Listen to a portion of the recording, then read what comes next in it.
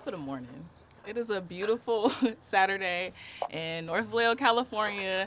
We are here finally getting this episode, and I'm so excited. I'm here with my niggas, like really people who have played roles in my career and where I'm at right now. So I'm really honored. I'm genuinely honored that we're getting this episode out. Legends, just regular people right here making greatness in Vallejo, California, because that's all we produce out here, okay? Come on now. So we all had like a really incredible year last year. Like, you had an incredible year. Things took off, really. I had an incredible year. Things happened in my life. And you started with your podcast as well. So I really want to gear this interview kind of like Vallejo based, but then also kind of like wrap up our last year. And then I have like individual questions for you. We all got individual questions for each other.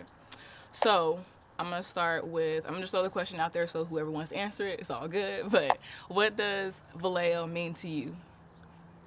Well, I mean, I guess I'll just start off. Like I said, it's just the soil. Like, I always think back to the rows that grow out the concrete. Like, this is our concrete that we kind of got to blossom from, that we kind of got to grow out of. So that's what I think of it as. Even it molded me into the person I am. You feel me? When people talk about the fabric you're cut from, like, your city is that for you. When you meet somebody, what is the second thing you ask them other than their name? Where are you from, maybe more, or maybe the occupation, but other than that, that's what is a shaper your social identity, literally. Where are you from? Where are you raised? And it's a part of the culture I love. I love Vallejo. I love the Bay Area. I wouldn't trade it for nothing else. When I was younger, I didn't know the scope of the city I stayed in. I used to wish like I was from a big city like New York City or Los Angeles or something. And then when I grew up and kind of knew where I was from, and just like I said, the talent we breed, the just the rawness that we have, just the player ways that we have, the culture that we just fucking cultivated, literally, like, for lack of a better term, it's just amazing and it's beautiful, and it's something like that I'm proud to be a part of. So, and everywhere I go, I wear Bay Area Vallejo on my chest, you feel me, exactly where I'm from. So it's just something I'm proud of, and I also want to show it off, and that's what I kind of plan to do with the platform, with the podcast. So Right on. I love that. Russ, what Vallejo mean to you? I think the soil is the best way to kind of describe it. Like, it really man, the soil determines so much of what a seed becomes, you feel me? And even how you say, like, not knowing early on, you know, like, my whole family is from Oakland, so as a kid, I always felt like the outlier, like, I wanted to be from Oakland, you know, because it's just like, you want to be like everybody else around you, and then as you get older and you get to embrace what it is and the culture, and just like, man, Bay Area culture is heavily defined by Vallejo. Terminology, say that. Culture, dancing, like, bro, Dre and 40 came from Vallejo. Come on. Half the culture came from Dre and 40. Like, this is an undeniable thing. Your favorite rapper's favorite rapper is E40. When you think of the greatest songs to come out the Bay, and you do Thizzle Dance and Feeling Myself, these are Vallejo songs, you feel me? Like, we played a tremendous part in defining the culture, and it's just like a stamp. It's our heart. Like, we wear that shit on our chest like a badge, you know? Prideful for that. Right on. I love that. And to piggyback off of what you said, I just can't believe that 3-4 years ago, I was on Twitter like, Vallejo is part of the Bay Area. Like, I'm really arguing with niggas over this. Like, y'all see the body of water, the bridge you gotta cross. Like, I'm really going hard for my city. Like you said, your whole family's from Oakland. I was born in Ohio, so like all of my biological family is on the East Coast. So like, I've always felt like an outlier within the city, because you kind of come up with your cousins, you kind of come up with people that your parents knew, their family members. So, and I didn't really have that. So I didn't know why I love Vallejo so much until I kind of got within the past like 2-3 years, like, and you really start understanding your culture and your surroundings, where you from, and you know your history. And I'm like, damn, not only do I love being black, like, I love being from Vallejo. Like, I will never let nobody, you know, talk about Vallejo again. Like, oh, you from Vallejo? It's you a square or whatever. It's not even a Bay. Like, no. Y'all even know. Yeah, but we here to show why. Ever. Like, man, the epicenter, like what Vallejo is about to become in the next 10 years is going to be absolutely incredible. It's the epicenter, amazing, bro. Like, every time I go to a bigger city, I just be wanting to be back home. Right. For real. Damn near every time. For real. And people don't realize we're a mecca. We're right in the middle of it. We're, 25-30 minutes away from San Francisco, Oakland, Napa, and Sac. Basically, like, you feel me? We're down the street from the capital of the whole state. Like, what are you talking about? We really right in the middle. You could go wine tasting and then go to the club all in the same day. Like, for sure, like, really go to the nightlife. Like, it's really all in the same day, and Vallejo is right in the heart of that. Like, it's so beautiful. Yeah, Right. I love it. I love it. So we are all playing like pivotal roles within the community as far as like, you know, you doing everything that you're doing and coming up and having this team and creating the resources. That's kind of what I want to do. Props and that's to what that. you're doing Props as to well. that, Yeah, for shout out sure. to that. Like, it's not to be overlooked. So kudos to you. I really appreciate it. So other than, I guess, the change that people are seeing within Vallejo, what kind of change do you feel like you're bringing? Everything you said, you know, resource and access and capital and just ideas and opportunities here that hasn't existed. You know, if I look back at the past 2-3 years here before we start doing what we were doing, there wasn't much of an art scene. I Right. don't ever remember going to shows or Right. doing live sessions or niggas outside creating like Facts. ever. You feel me? Yeah. Like my entire life here, it didn't even exist. Right. It was a very nice. I mean, they had like art walk and shit, but it never felt like us. Right. It, Ever. it never It felt was very like us. secluded. You couldn't pull Yeah. up and it's like, yo, you know, so it didn't exist. So I feel like I've really created and nurtured something here that is new. You feel me? Yes. And the impact of that is going to be for decades to come. It definitely does have that, like, and just from watching you, just as an inspiration, I always say that, like, inspiration just from my city, because it does have that feel that it's for home by people from home. Like, and that's where the genuine, the authenticity comes through and it shines, to where you don't even gotta say it, people just feel it. You feel me? So, and that's something that, like, you cultivated. Me personally, what I'm trying to do with the platform is just promote it, like, show it off. That's all I be saying. Like, that was my main kind of beginning point, was like, damn, I love a lot of shit of my city. Why don't I just tell everybody about it? Like, that's all I want to do is just tell everybody about it. Like, so we got, like you said, so much homegrown talent, and that more is popping up, more is arising, more is being grown here locally. So it's just like, come on, let's show it off. Let's keep us here and kind of reflective of the Bay Area culture. How a lot of people say the Bay don't fuck with the Bay. We really do. Like, when you think about it, but we just have to show the good side of it. People just want to highlight the negative. Right. And why not show the great talent, the homegrown talent, the people that are still here, still putting in work, and now we're also trying to change our community by doing so. So for sure.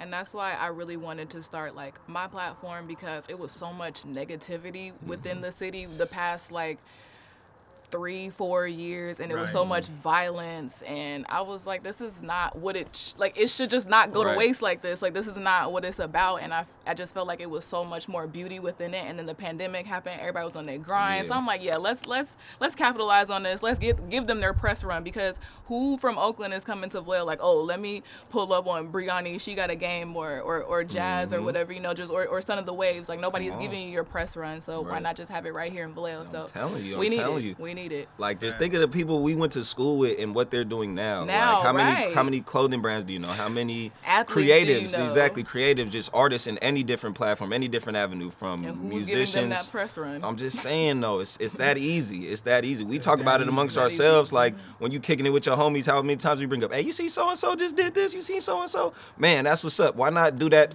for everybody on a public scale, so we can just, you feel me, just blow it up? That's all it's about. Fact. Right on. Well, I feel like I've been talking too much, so You have it. Not at all.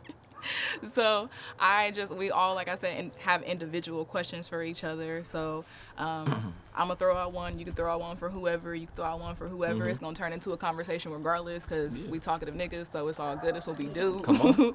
So Dylan, do you have any questions for either one of us? Yeah, no, for sure.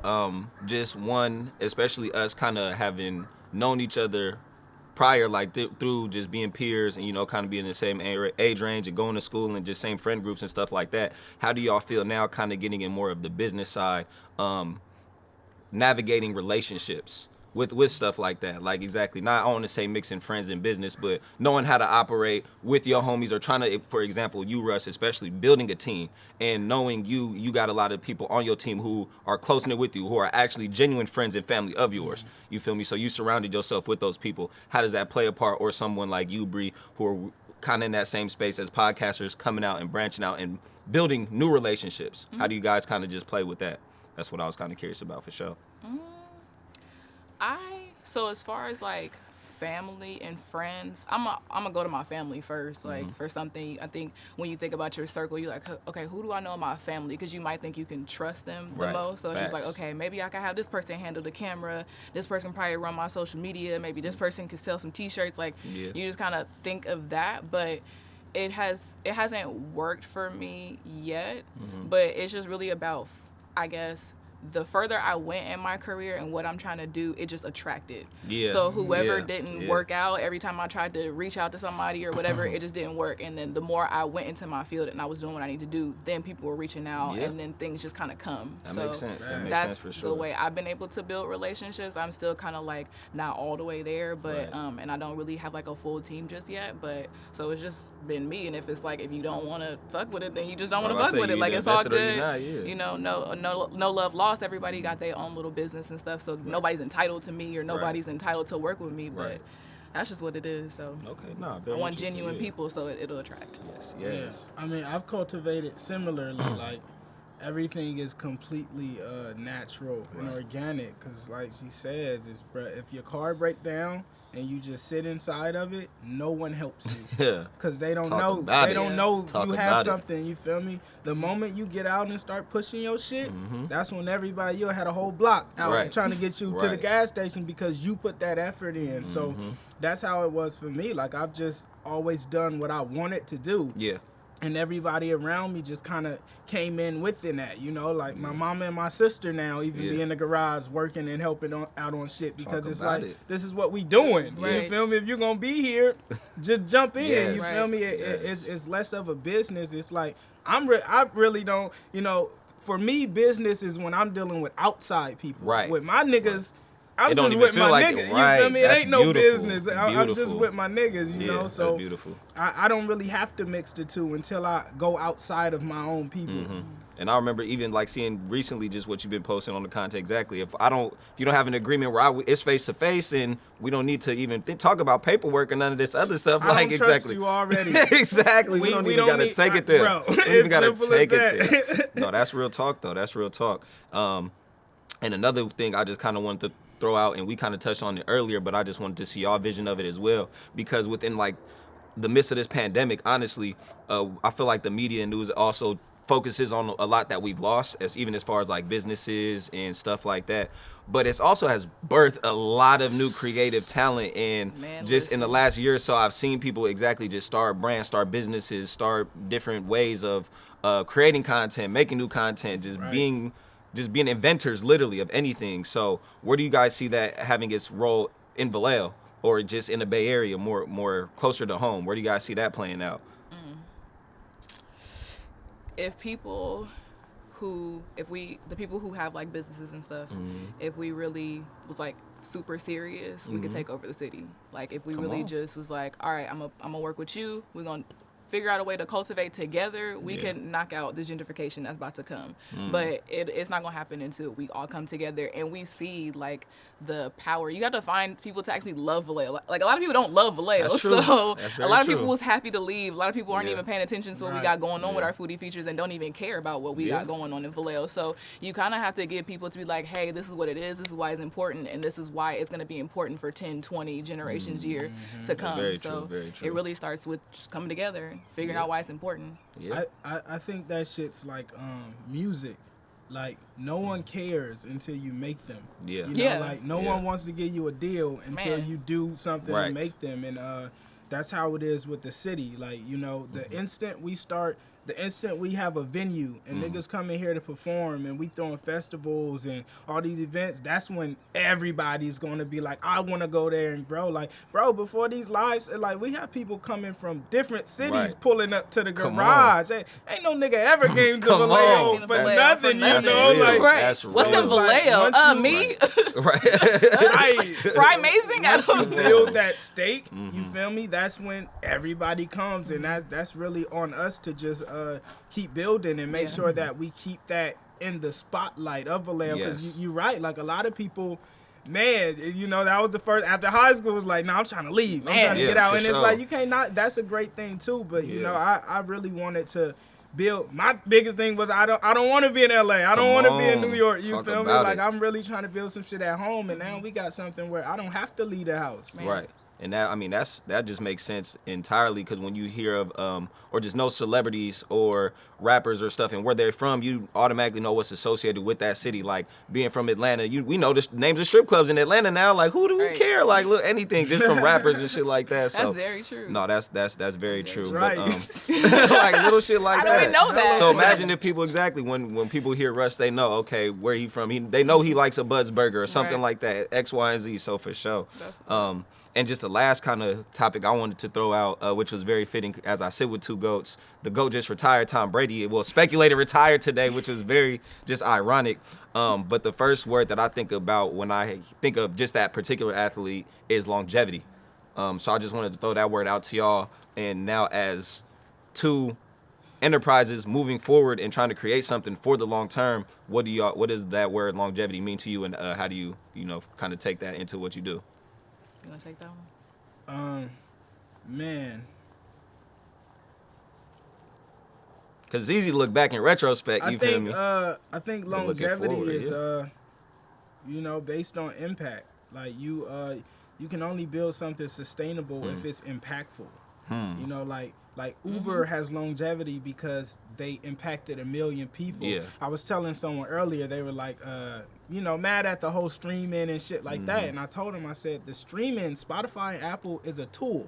Yeah. Use it as a tool. If you mad at streaming, you got the wrong problem. You mad at the wrong thing, you know, and it's like, if you want what he was saying, how they made billions and artists only make millions, I said they make billions because they built infrastructure that everyone uses. Right. It's on your phone, nigga. Like, bro, of course they got billions, you feel me? So it's like, I think longevity is that, like impact and infrastructure. When you get to the point to where you're impacting people beyond yourself and beyond your niggas, then you're building longevity. You know, like Tom Brady has inspired how many quarterbacks from the past decade? Right, for Michael real. Jordan inspired how many basketball players from the past decade? Still, niggas want to play still. Like him. So when you operating in that path, I think longevity is just it comes with it. I'm about to say it's like a byproduct damn near it's at that point. It's a byproduct of greatness. Like it's damn near. That's a great way to look at it as well. To really focus about it, because like I said, it's easy always to look back and reflect, you feel me, after a long while, but even projecting forward, what do you try to do to achieve that? But I like that perspective, like just do you, and it's gonna come with it. Everything else is just gonna attract with it. So man, it will. And it's crazy, like you can tell people what you gonna do to you black and blue in the face. Like I have told people about this podcast. I have quit my job over this podcast. I have built a studio over this podcast, and people still ain't hopped on, but they will, because I will eventually make noise and I'm gonna keep putting stuff out. So you can just tell people, but you just gotta show them, and it'll be impactful. It has to be impactful, and that's what's gonna make people wanna invest in you and turn yourself into a stock, because it's just like, I'm gonna get a return on it, you know. That's what it is. That's what it is. This is beautiful. I love this. No, it's easy. And I really don't want to repeat anything else that's been on somebody else's podcast. I don't want to keep going over the same stuff. So I do have maybe like a couple personal questions geared towards you, and you can piggyback off them if you want to. Sure. But you have Good Company. We've talked about Good Company and what they do. You have your mom that popped you out. You got your sister who you was rapping with back in the day. Talk about it. You got Yaya on the audio. You got Tessie behind the camera. You got Millie who do everything that she do. You got Tieta who does the social media. Like, what is it that, why is it so important that there's so many women, the women representation on your team in such a male dominant field? Why is that women's representation so important? There we go. Man, I mean, I also have Fonnie and Chow. Okay, that's cool. We gonna get to talk about this. But I wanted to specifically point out the women. Like, right, shout out the women. Man, I just think they're just more detailed and creative. Line on that one. That's big facts. Bro, you feel me? Like, I just love being around women in general, and I grew up with all sisters, so it's like, just naturally, me coming up, I was always around women. I think that just naturally correlates. But, I mean, I think it's just easier to work as well. Like, males just have natural ego. It's like, Yeah. period. You feel me? Facts. That's just a natural response. Yeah, I think all the women on my team are just like fucking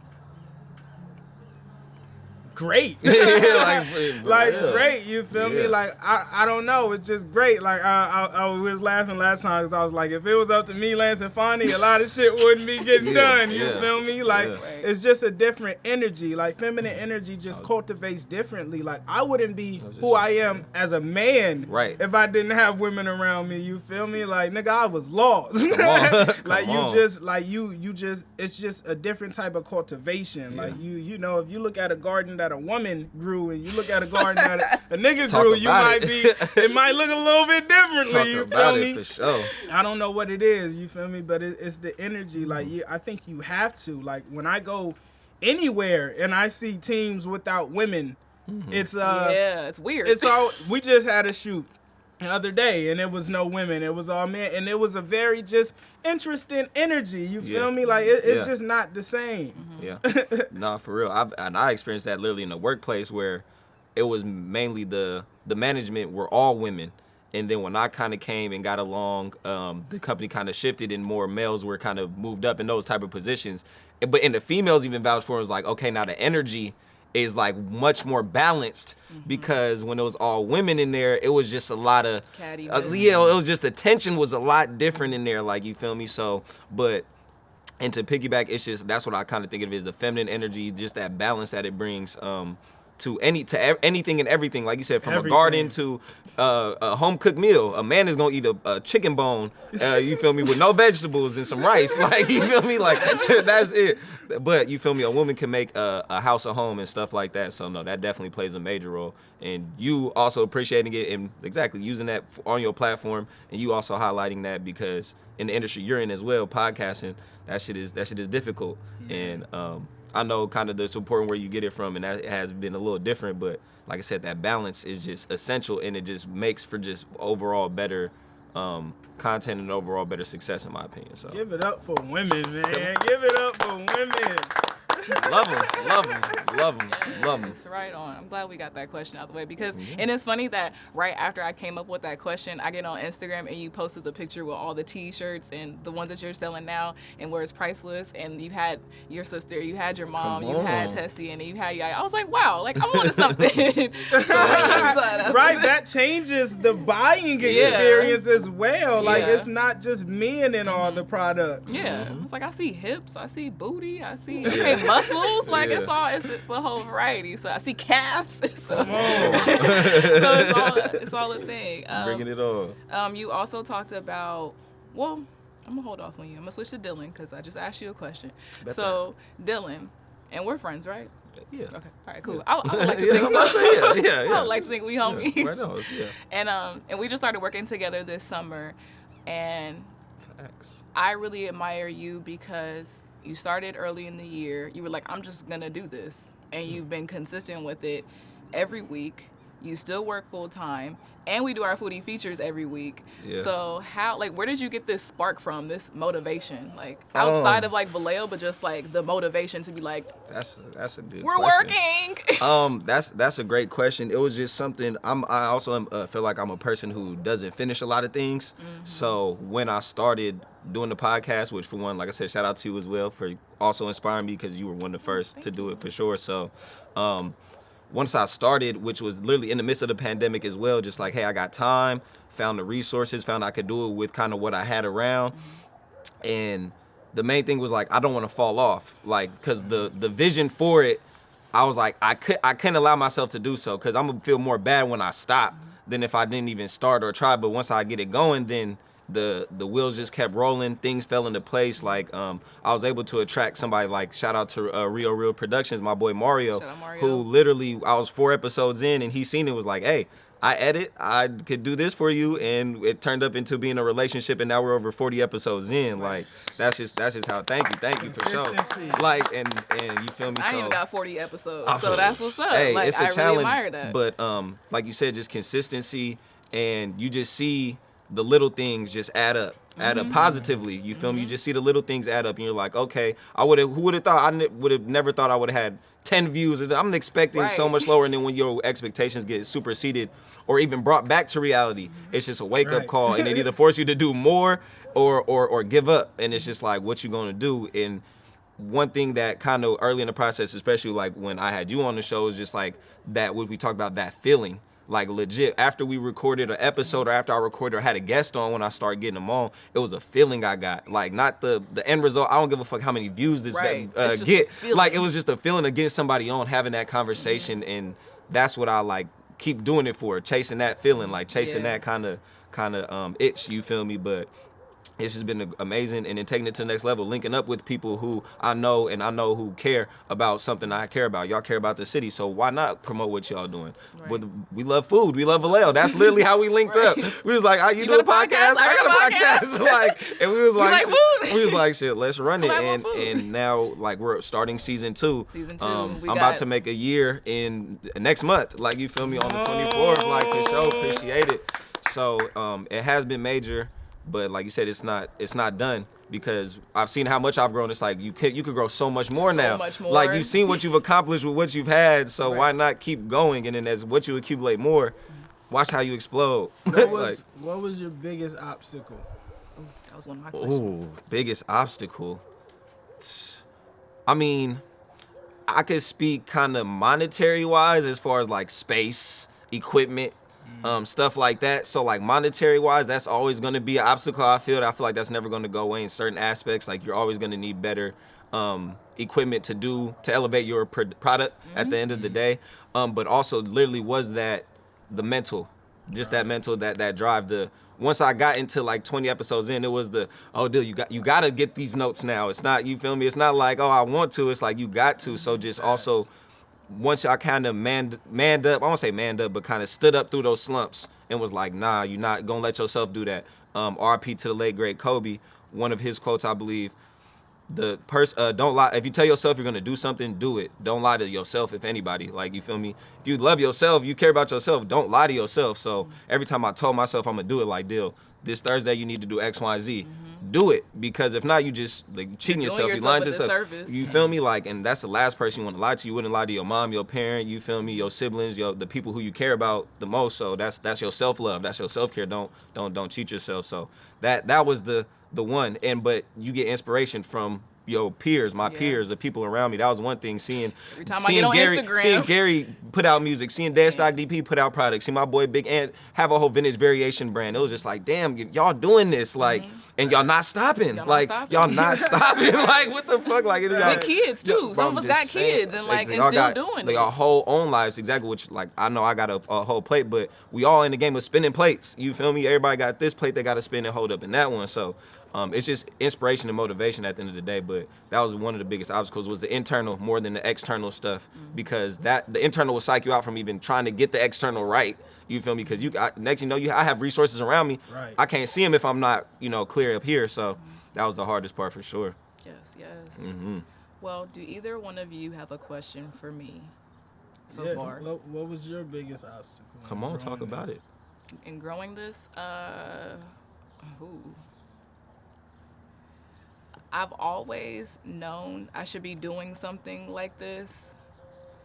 Just being consistent, really. Mm-hmm. That's just the thing that's hindered me the most, is not staying consistent, because I'm like, I don't want to put nothing out until it's perfect. I don't want to put nothing out until I feel like, I don't want to put nothing else out that I don't love. Mm-hmm. I got tired of just like watching stuff and I was like, I don't like that. Why did I do that? But then if I would never done it, then I would have never practiced. And you're supposed to practice at your craft. So regardless if you don't like it, you can always delete it. Like, I can always delete the footage like a couple years later if I don't like it. So that has really been my biggest obstacle, is being consistent and like, okay, I'm going to start something, let me finish it. Because I have that same problem. I never finish anything. And so with this podcast, I'm like, okay, people are like looking at me and like kind of relying on me, and people are paying attention. So I have to not to say that I'm doing it for anybody else, but internally to show myself that, you can do this, you can complete it, you can be consistent. So yeah, my biggest obstacle thus far has been consistency. Because like I said, you have 40 episodes. I ain't got 40 episodes in, and I've been doing this for 3 years. Facts, so it's like, facts. and you have way better Facts. talking skills than I have in certain aspects. So it's like, you've excelled in certain ways, I've excelled in certain ways. So yeah, consistency for sure. For sure. Okay, let me just throw out one more. End goal. Just end goal. Where you see yourself end goal at the end of the day. For example, one of my end goals is I want to be, well, not me. I want the podcast because I want to make it way more. I want to make What's the Wave into an entertainment empire, honestly. Right. But for the podcast, I want that end goal to be like I said, the Valeo Drink Champs, the Bay Area Breakfast Club, whenever a huge artist, celebrity, whatever, when they drop a movie, when they drop an album, they got to stop in Vallejo to get on What's the Wave. Like, that's what I want the end goal to be, points down for the podcast. So do y'all have that scoped out now, or are you just taking it to the moon and y'all just adding more rocket fuel to see how far you could go into space, or you got a planet y'all trying to land on and get to and take it over? Where do y'all feel about that?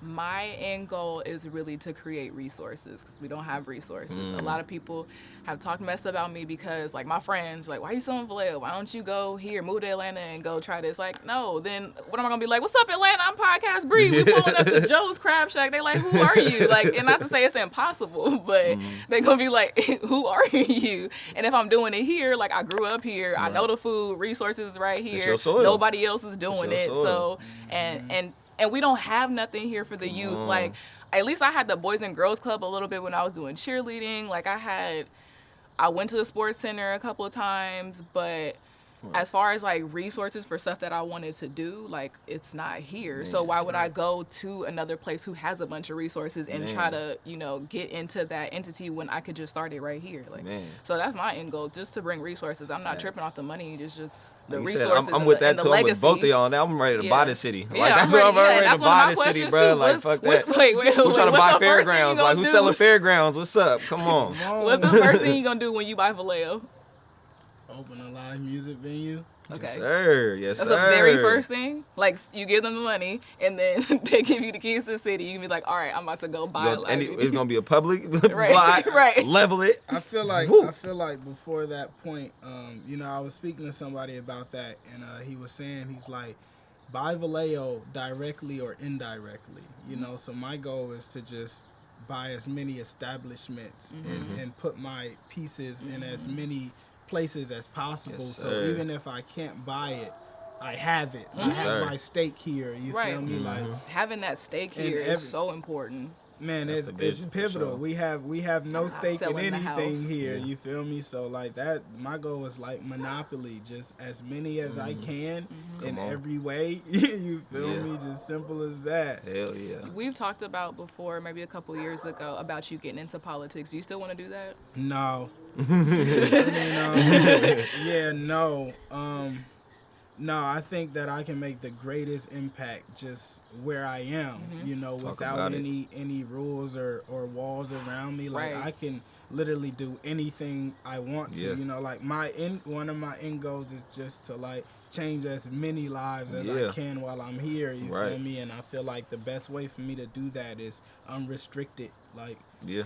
as me. There's just things I could do now where if I get in that race, that there's just certain things you can't do, and we've witnessed and seen that, so nah, not even. Nah, that's dope. And like you said, it's just one of your end goals. You can have multiple of them, and just like you said, getting the city like bought back. Like, we just want to get it back and just do it the right way. So no, that's not amazing. back. We never had it. Whew, talk about it. Talk I don't about feel like it. I ever had Yeah, it. that's very true. I was like, wait, Very back. true, Who right. had it? We Poor never had terminology it, on that one for so sure, it's yeah. just like going forward, like, this is our chance to kind of get stake. Like, this is the first time we've had people from Vallejo really building infrastructure and becoming successful and not leaving. So, man, it's really a pivotal time for real. us. Like, man, all the people in Vallejo who's like getting actual money and actually doing something, it's very pivotal for us to invest that into the schools and invest that into actual infrastructure, because we have everything here, but just no systems. Like as a kid coming up, for me, there was no extracurricular to where you learn like a trade. Man. Right. Like you couldn't go nowhere and go learn how to use cameras and shoot and shit. Right. Which you should use natural from experience. But when you have people building that, it just becomes a possibility. It's very hard to be what you don't see. Yes. Facts. You know, like if you Facts. never, and that's with anything. What is it? Exposure leads to expansion. Like you feel me? You just got to expose these kids to everything. I never, like growing up, I never, I don't remember ever meeting a lawyer or a doctor, like within my network. Like, nigga, we had insurance, man. Right. But I didn't want to be that Hey, nigga. the military comes to the school in high school.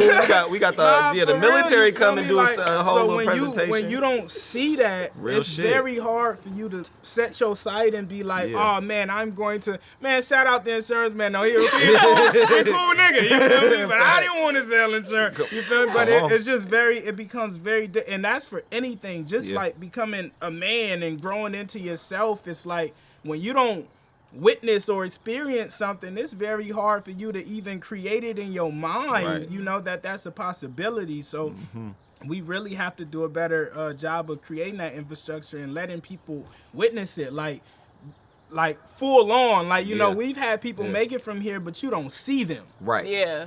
You don't see I don't know them. where You feel they me? at. Like we're outside all the time. Come on. You gonna see me on my bike. You gonna see me picking up mail. Right. You gonna see us at the park playing frisbee. Come on. Just Like, seen y'all nigga, at the in a restaurant the other day. You know what I'm Exactly, saying? yeah. You feel me? Like we're Yeah. actually here, and to see anyone get to a certain pinnacle here, and then you actually get to see them Kick and it shake with their them hand. like, and hey. bro, Right. that shit is different, and we don't have it. We've had That's what plenty it of people is, make yeah. it from here, but They It gone. makes The people, visual- they gone, Right, you they know. gone. So it's It just makes like, what does people's that dreams mean to more me? touchable. Yeah, it makes people's Right. dreams more touchable. Like, Man, exactly. so much more tangible, especially for a kid. Right. Especially for a kid. Like, if you get to see someone that you see on TV or hear on the radio, and then they come up to your school and you see him, or you see him in the store, that changes everything. You know, Hakeem's son, Hakeem has a son named Dragon, and you know, Hakeem he Brown, gives him for my anybody books, and he doesn't know. told me, Yeah. he was like, man, he has a playlist with your stuff, and he loves your music, you know, and he sees me every day. Right. That in itself is just a life-changing thing, because it's like you listening to this person.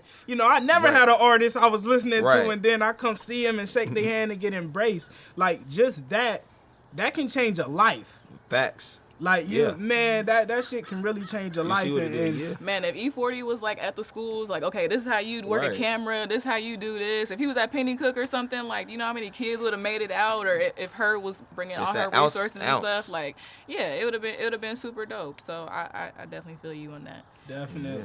You talked about growing into a man and shaping yourself, and it's about to get a little heavy, so I'm sorry. You just dropped your visual for Dollar to the Rich, and Silence Won't Save You probably had the most impact on me, because when I really played that album like back to back, and you pulled up to my house and played it.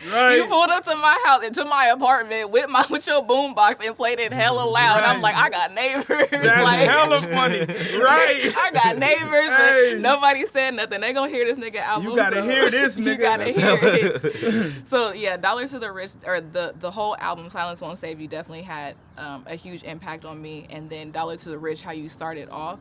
So how does one muster up the courage to even speak on something as serious as sexual abuse? And a lot of men don't talk about it. It's just like, oh, I lost my virginity to a woman that was older than me, or my homie had somebody come in the room and do this, and it's just like, that doesn't seem like the best kind of way to your introduction to sex. But the way you were able to capture it and speak on it and say it in a way where it wasn't too vulgar, but it's like, look, this is what happened, this is what the product of it was, and then like how did you muster up the courage to even talk about that? I think I don't like when I write the songs, it's really just me expressing myself. I'm not intentionally trying to accomplish this goal. So that was really me just clearing my heart. I think, you know, there's a point that you get to in life with anything where it's like, if something builds up, you know, it's either you release it or that cap bursts and it does damage, more damage. So I think it's just that releasing aspect. You know, I'm like, when you kind of stand forth and go after something first, it's very hard for it to hurt you anymore, or it be utilized against you, or anything. So I think that's just me kind of standing in my power and being able to be acceptive and just open, you feel me? And that video was really dope because there was so many people in the comments like, oh man, I can relate to this story, I can relate, but they've never said anything, so I really take it as an honor to be able to be like vocal and just express, you feel me, express and give people that release and that leeway to feel. Yeah. Have you gotten any like messages from a lot of black men or just men in general? Black men, have you gotten a lot of messages from them saying that? All the time. All the time. All before Dollar to the Rich, still growing. And, there's those hidden animosity. There's those songs where just people kind of, it hits them at that heart level. And, man, I get some of the longest messages in the world, and it's like I have to read them, just to make sure people are good. Right. Man, you have to. They be fit long as fuck, and I'm like, damn, this nigga going through something. I gotta tend to it. But no, man, a lot of them, and it's really beautiful because, like I said, I don't. When I listen to music today, I'm not often feeling like I'm poured into. I listened to a whole Spotify playlist one day on the way home, and I felt like it did more damage than good to me. Like I didn't feel like I received anything. I didn't learn nothing, but I felt very taxed. Like my body felt taxed, like just by listening, because that's consumption. Right. Like consumption is like just you ate some what bad you food. eat. Like you ate some fast food or something. That's how that shit felt. And it was like, man, it's hard to explain the feeling that it gave me, but it was 50 songs plus, and it's like nothing is nurturing, and it made me really sad because I'm like, damn, these kids is listening to this. Consuming this. And they not getting nothing. Like, you know how hard it is on you to listen to consume 50 of anything, and it's not good for you? Like, that type of shit is just as bad as eating 50 cookies straight back to back, and there's nothing going into you, bro. Like, that shit was heavy. So I really,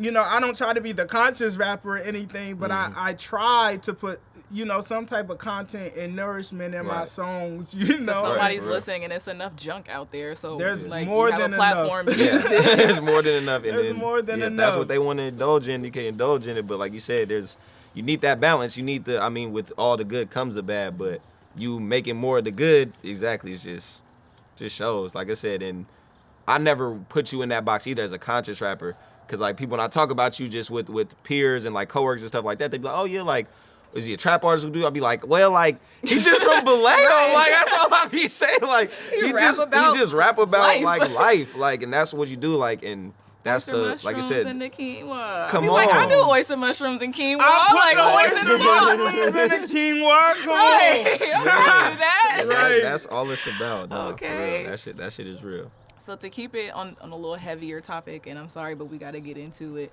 Dylan, for you, we both lost parents last year. Facts. So how did that impact your year? And that's where I was coming from, as far as like you had an incredible year because you're doing all these things and you lost a parent. So how was that, navigation through? For 1 year, that was different. Pops. Yeah, I'm about to say RP Pops, Big Carl, yeah, RP Big Carl. But yeah, it was definitely unexpected.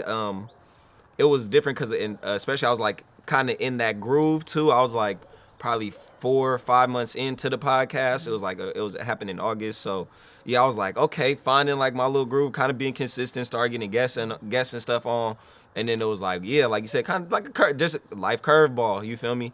But it wasn't too unexpected to the point where it was just like, damn, like for example, people who lost young and healthy parents to like COVID or something like that, to where it was just like, damn, my parent was sick and a week later they not here. You feel me? So I'm blessed to at least know, like, I not want to say seen it coming, but like it was signs to see like that might have been the way things were trending.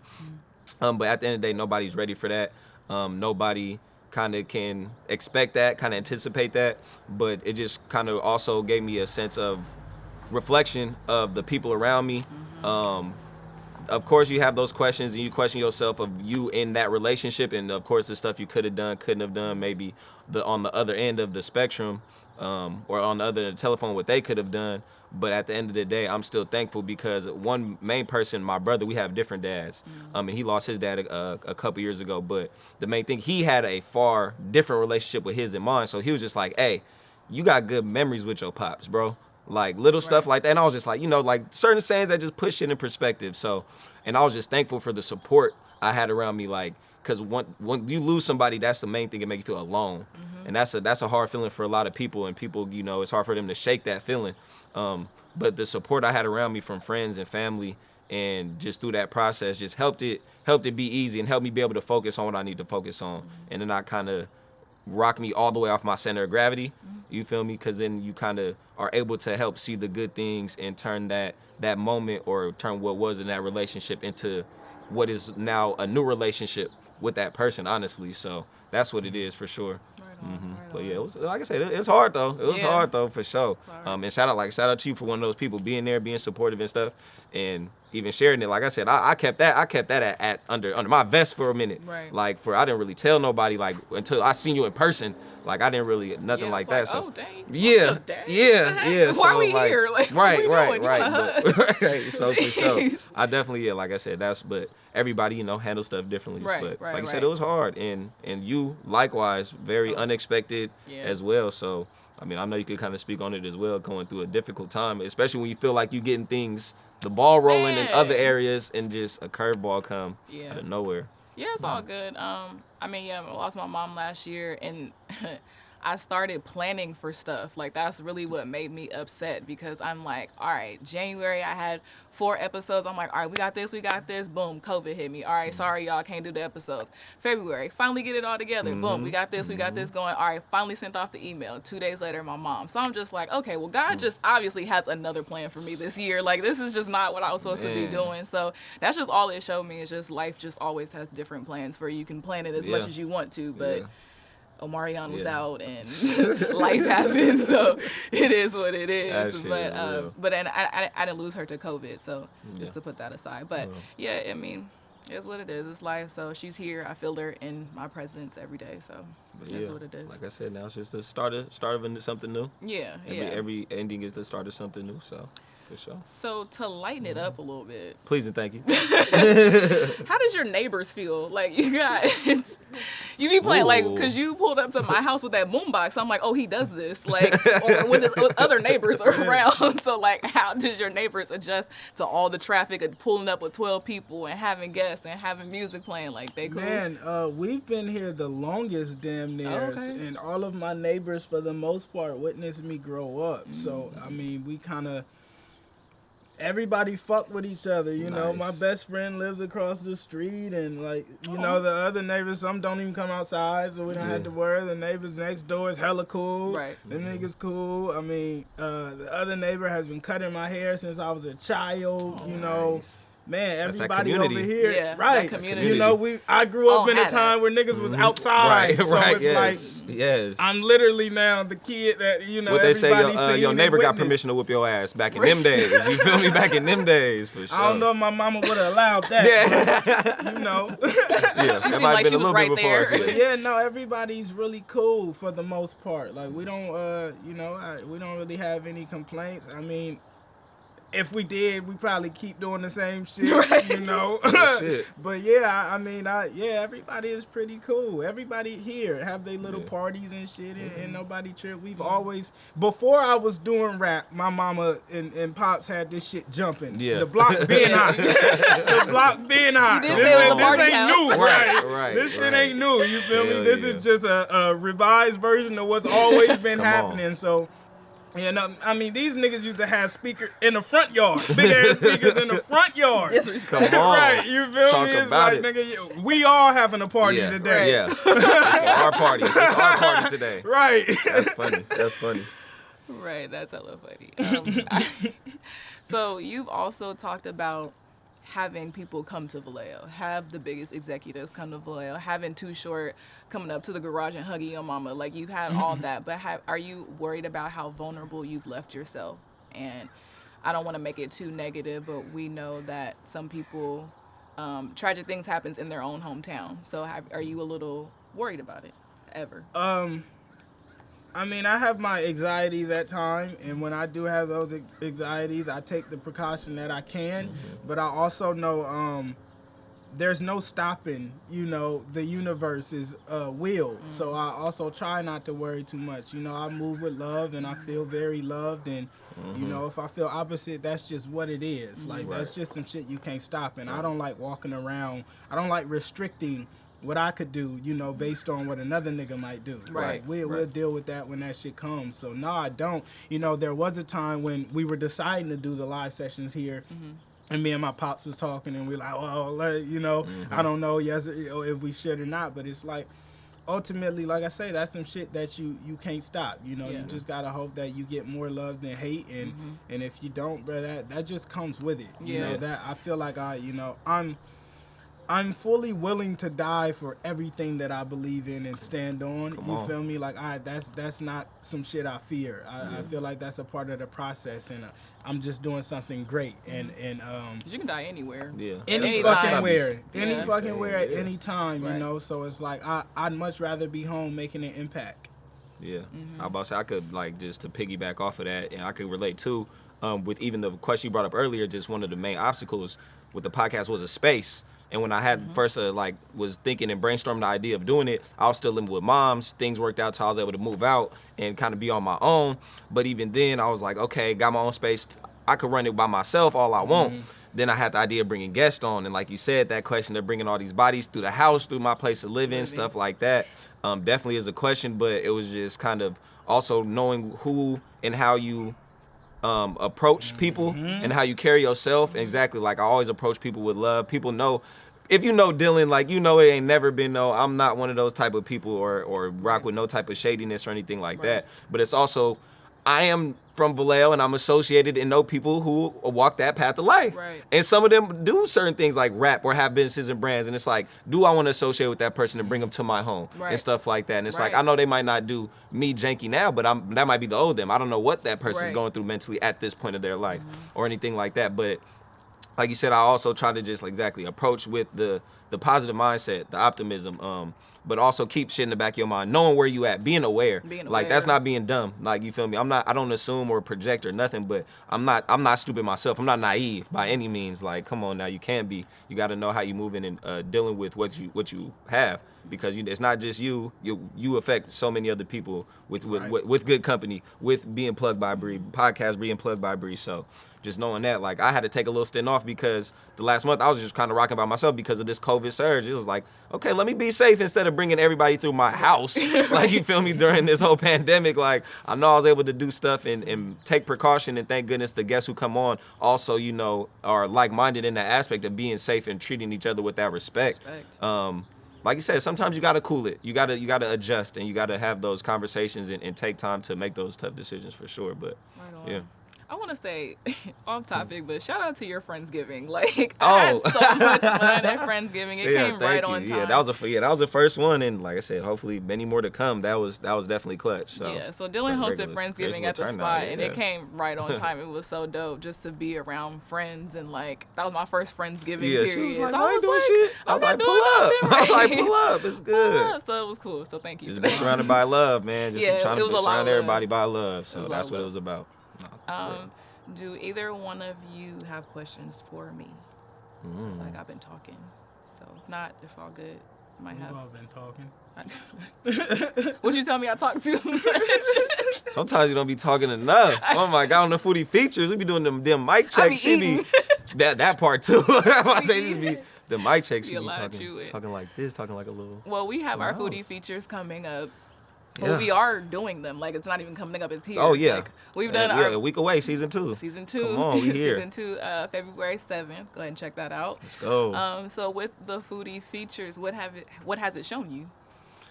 Ooh, it's also just exposed me to a lot more of Valeo. It was parts that I thought I knew that I didn't. Whether it be, but like, I guess through food, because it's just like, oh, well, now I go over to this part of town that I don't really associate with or anything like that, like little stuff like that. Or of course in any city there's street, you haven't been down every single street in your city, like regardless how small or big it is. So that's one thing. Seeing kind of exactly how other people respond and how other people have the same love for the stuff you share and have in common, whether it just be Vallejo food, like I said, Bud's Burger, or Taco Lisco or something like that. You feel me? I had to say, she had to throw that out there. She had to throw that out there. I had to. But, don't hide now. Stop. He was on my head about some sex. Right. But it has shown me a lot just about the city, the response that we've kind of been getting and stuff like that. It shows just different ways I can elevate myself, just with the podcast and with working with others and networking and building something more, because it has been something major just with what we've been able to accomplish with, like I said, it kind of feels like two separate entities, but now we're both synonymous even with each other. Like even you're PodcastBri. Right. You're not just Bri no more. Like you're PodcastBri. Government. So you feel me?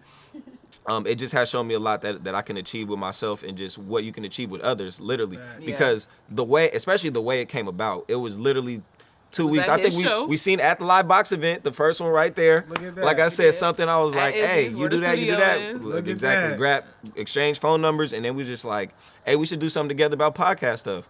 Well, what is your podcast about? Shit, I'm trying to just promote the city, Bay Area brands, everything about I love about home. She was like pretty much kind of on a similar accord. What can we link up together that we love in Vallejo? Shit, food, we eat every day. So, and it turned out, and we have a lot of that. There's so much that we can expose.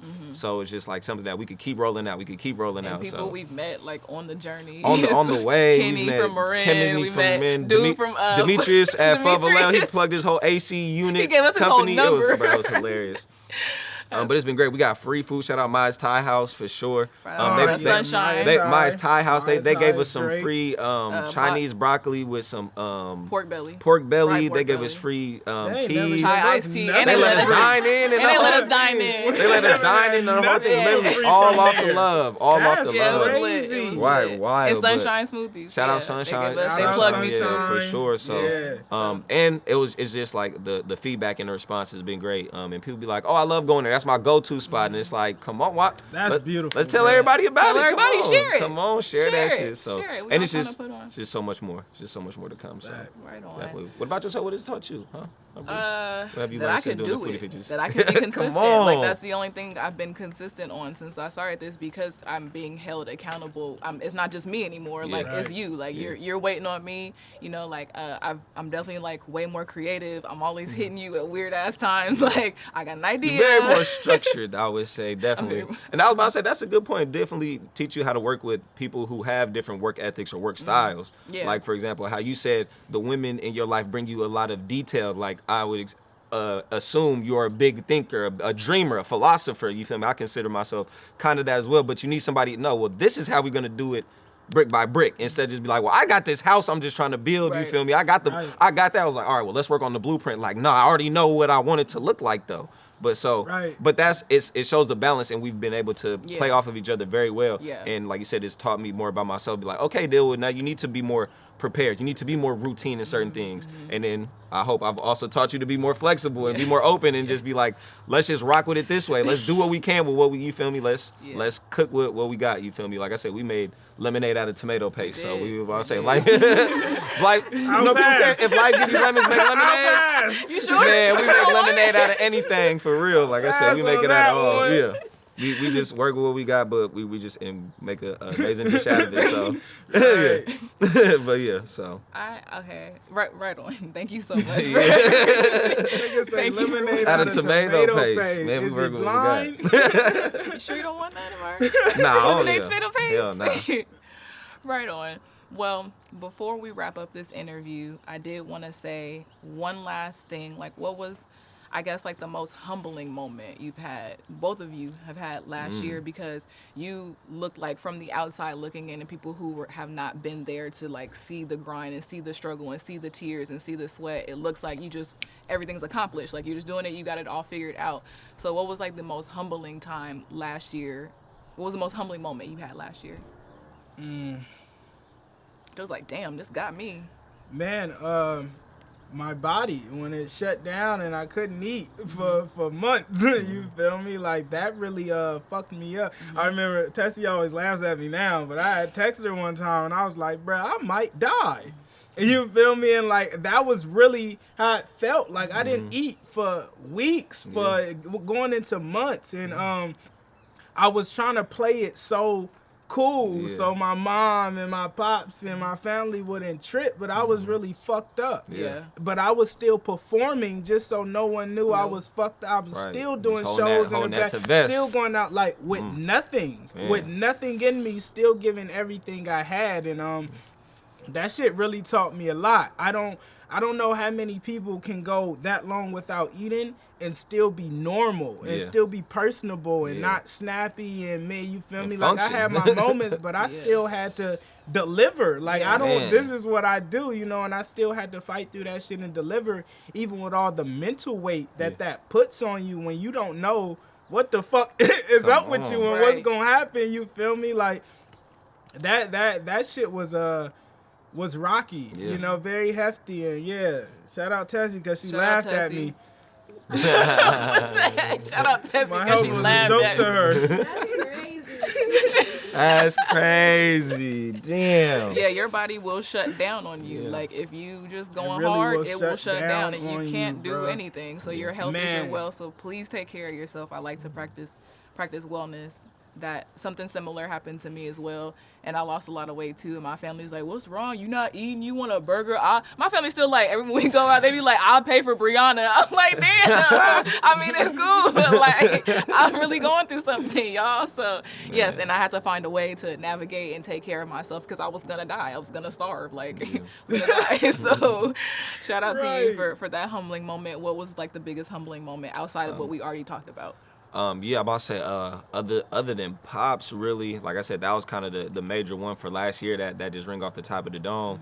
But other than that, it was just kind of, honestly, moving out. That was, because that was literally at the beginning of last year. I moved out, started the podcast, became a full-time sales manager at the job doing the thing.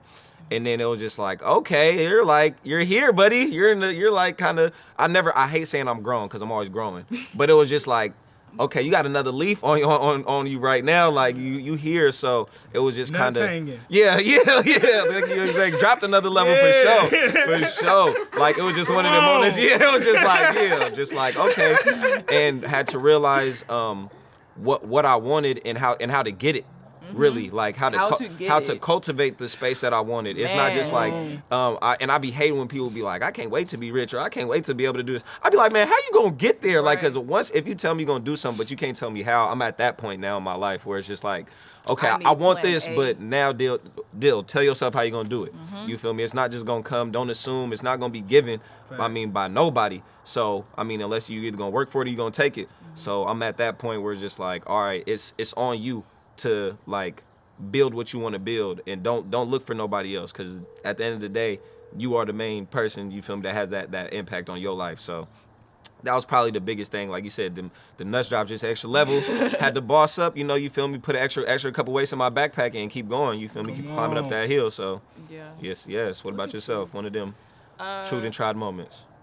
Yeah, probably my mom and moving out last year. Like, I really feel like I'm an adult. Like, even before moving out, just going through everything that I had to go through with mom because I was living there, we were living together, and going through her stuff and, like, planning a funeral and, like, just all the nitty-gritty within it, and then coming home after all that. And I'm just like, wow, I'm definitely a different person. Yeah. Like, I've had to handle a lot of stuff that grown folks haven't even had to go through yet. So like that was definitely a humbling moment, and just having the right people in your circle to be there, like the importance of people, because like I had a skewed perception of certain things. I've said a lot of ignorant things. I've done a lot of ignorant things, but until you go through that, until you feel it, like, no, like I lost my parent, like this is how I'm really feeling. Like I don't know. It's just, you just got to go through it. You got to go through it. So those were definitely humbling. Moving out and losing my mom, for sure. I would say it also, like, taught me, though, to do it. Like, you feel me? Because I'm not, like, even less shy in the face of adversity now. Yeah, like, you feel me? Like I that feel like I can do that anything pressure now. that pressure, once you're so used to it, it gets lighter after a little bit, which is kind of sad because you feel me, you don't want to live with a lot of pressure on you, but you feel me, you kind of get those battle scars and you know, them chinks in your armor heal, and it makes your armor even stronger. So for sure, like you said, you don't know it till you go through it. Yeah, right on.